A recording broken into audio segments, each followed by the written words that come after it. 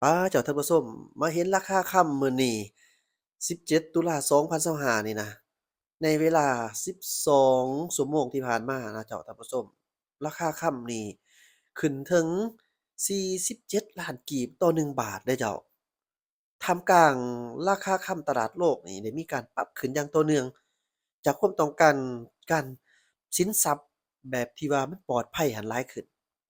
คุมื้อนี้โลกของเรานี่ต้องการถือครองค่ำหรือว่าวัตถุที่มีค่าหลายกว่าเป็นสกุลเงิน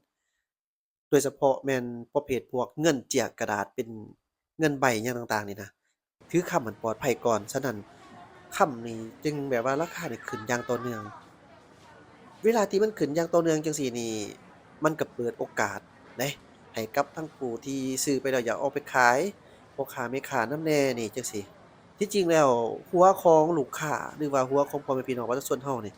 บ่ได้แม่นสิไปขี้ร้ายก่อนหัวพ่อค้าแม่ค้าขายค่ำใดต่างแต่ว่าเรานี่สิช้ากว่าเขาแหน่ประมาณก้าวหนึ่งหรือว่า2ก้าวนี่แหละเนื่องจากว่าเขาเจ้าอะเป็นคนเป็นพ่อค้าแม่ค้าเขาค้าขายค่ำอยู่แล้วเขาเจ้าก็เลยฮู้กลไกตลาดโลกฮู้วิเคราะห์อิหยังต่างๆส่วนว่าประชาชนหรือว่าผู้ลูกค้าส่วนหนึ่งนี่ก็แม่นอิงตามที่เบิ่งตามแบบข่าวๆจังซี้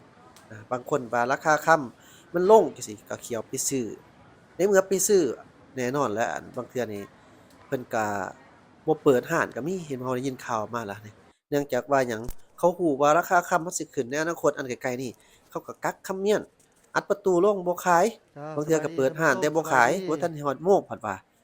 เบิ่งหลายอย่างหลายนานาอย่างบอกชัดไปหลายมันก็เจนเนาะสิผิดหลายเนาะเจ้าท่านผู้ชมอันนี้คือแม่เฮานเบิ่งนำกันอยู่เวลาค่ำมันขึ้นบรรยามันลกาศงจังซี่เราอยู่ที่เห็นว่าศูนย์การมีการ ค้าลาวไอเทคแฮ่กันไปไอเทคมอลล์เนาะเจ้าอันนี้แหละคือว่าเฮานี่จังได๋ก็บ่ทันหัวหลังจากพ่อค้าแม่ที่เขามาค้าดอกเนื่องจากว่าเฮาเป็นผู้บริโภเบิ่งแล้วก็คส่วนใหญ่อย่าลืมเอาจังซี่ช่วยซะแชร์เนาะเจ้าท่านให้ผู้ชมเอ้าคนอื่นได้เบิ่งถึงจังได๋นำเด้อก็อย่าให้บรรติดยากาศตามข่าวสารที่เกี่ยวกับเรื่องผู้คนเขามาการค้าบ่ส่วนใหญ่เกี่ยวกับแม่นมาเรื่องทางด้านขายตามเศรษฐกิจนี่การได้สให้อบถามดีตื่มในแม่นปัจจุบันว่ามาขายนี้อยู่บ้านหลายต่อซื้อเฮาหรือว่าอยู่ทั่วโลกนี่มันบ่คงที่สงครามรัสเซียยูเครนมื้อนี้นี่ก็ยังสืเนาะถือว่าบต่อยิงถล่มกันอยู่ ค่ำลงในเขตสงวนกาซาจังซี้ก็บ่เห็นว่ามีท่าทีที่ว่าจะได้มีการสงบศึกกันจักเทื่อเนาะญ้อนหยังย้อนว่ามันก็มีเบื้องหลังนั่นแหละเจ้าเว้าเดี๋ยวเราไปหลายมันค่อยไปก็สิแตะเบิ่งในหลายต้องไปโซนแต่หลายเนาะว่าอันนี้เราก็หยิบเรายกจะให้เบิ่งให้ว่าท่านผู้ชโซนนี้ก่อนมได้ฮู้คร่าวๆบางสิ่งบางอย่างซื่อหลายโซนๆแต่แอดมินก็มั่นใจบรว่าท่านผู้ชรยากาศมนี่เก่งอยู่แล้วเนาะแต่เฮามาสบอกดๆเลยมาร่วมกันตอนนี้เด้อตื่มสินะเจ้าท่านผู้ชม ที่ศูนย์การค้าลาวไอมาเบิ่งเทคเนื้อใน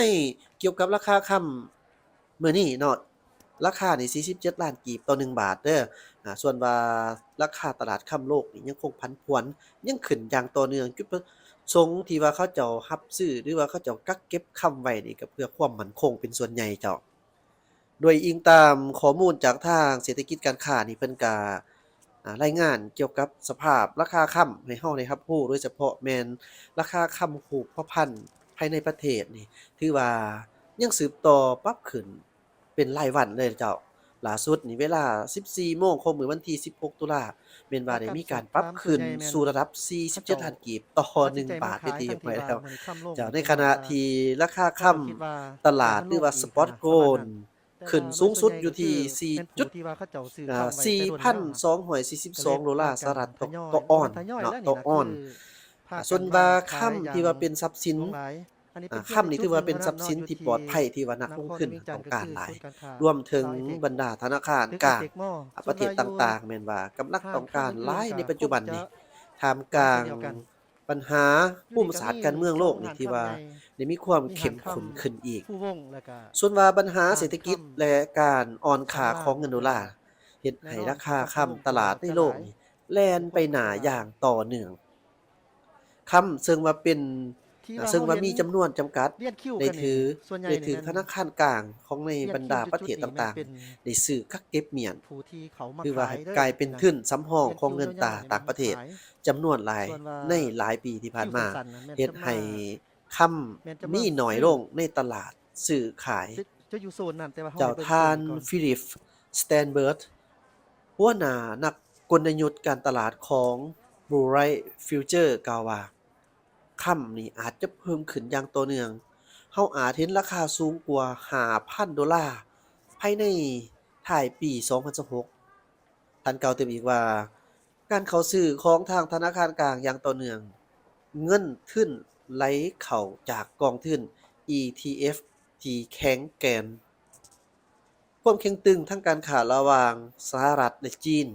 และก็ท่าเอียงอัตราดอกเบี้ยที่ลดลงของทางสหรัฐ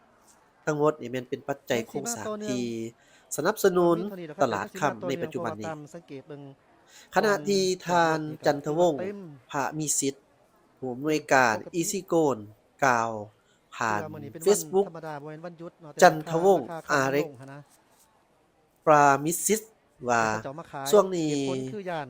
โควตาการนำเข้าค่ำของแต่ละบริษัทเริ่มน้อยลงเฮ็ดให้ปริมาณค่ำในตลาดซื้อขายก็น้อยลงเช่นเดียวกันบางห้านนี่เริ่มจำกัดการซื้อค่ำซ้ำบางห้านนี่ก็เริ่มเริ่มชะลอการซื้อภาวะการขาดแคลนค่ำจึงเกิดขึ้นบ่แม่นแต่เฉพาะตลาดบ้านเราเท่านั้น แต่หากเป็นแนวโน้มที่เกิดขึ้นในหลายๆประเทศทั่วโลก เมื่อค่ำในระบบมีจำกัด ในขณะที่ความต้องการซื้อยังคงสูง ราคาค่ำภายในจึงยับตามกลไกตลาด ส่วนต่างตลาดราคาค่ำที่เอิ้นว่าพรีเมียมจึงเพิ่มขึ้นตามไปนำคำว่าพรีเมียมนี่หมายถึง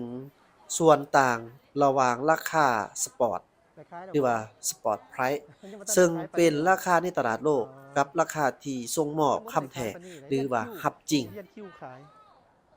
ซึ่งสะท้อนต้นทุนจริงของคำที่มีอยู่ในมือ สบายดีเอื้อย บ่หมายความว่าจะเป็นค่าขนส่ง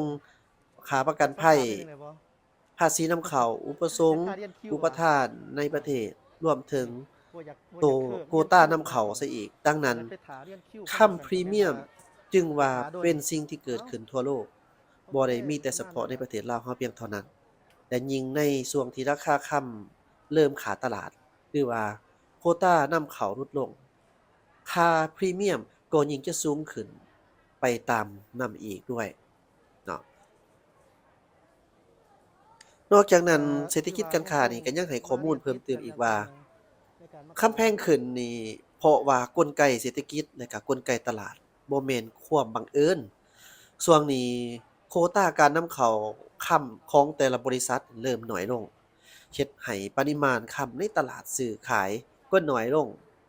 บางห้านนี่เริ่มจำกัดการซื้อขายค่ำซ้ำบางห้านนี่ก็เริ่มชะลอการซื้อ ภาวะการขาดแคลนค่ำจึงเกิดขึ้นบ่แม่นแต่เฉพาะในตลาดบ้านเฮาเท่านั้นแต่ว่ามันก็หากเป็นแนวโน้มที่ว่าเกิดขึ้นในหลายประเทศขอบเขตทั่วโลก หลาย เมื่อค่ำในระบบมีจำกัด ในขณะที่ความต้องการซื้อผัดว่ายังคงสูงอยู่ เอาก็สิ ราคาค่ำภายในจึง เบิ่งซ้ำ ยัง ก่อน จึงยังตามกลไกตลาด ส่วนว่า เราไปเจอกันอยู่ที่ช่อง ราคาที่เอิ้นว่าพรีเมียม เออ จึงเพิ่มขึ้นตามไปนำ ต่อ